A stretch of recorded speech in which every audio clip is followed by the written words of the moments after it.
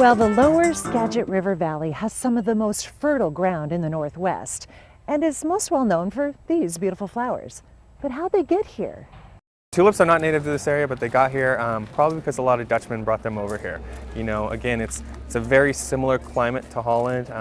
This valley has a lot of diked off areas, which is also similar to Holland. So a lot of that, overflow during the flooding and stuff. Got some real fine topsoil throughout the valley, making it really good ground for growing tulips. The climate, again, very mild, maritime. You don't get the real cold winters. You don't get the hot summer, so you have a real steady climate.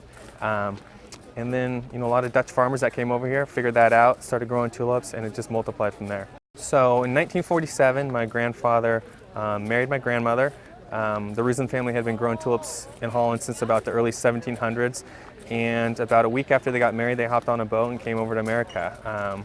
They eventually settled in the Skagit Valley. That was, a couple months after they got over to New York. They settled in the Skagit Valley, started growing some tulips. About 5 years after he got here, I think it was got here in 1947, about 5 years later, he purchased about 5 acres of land, started Washington Bulb Company, and then, some 50 years later, we're growing about 1,000 acres of flowers, and we also have about 15 acres of greenhouse space where we grow tens of millions of fresh cut flowers every year.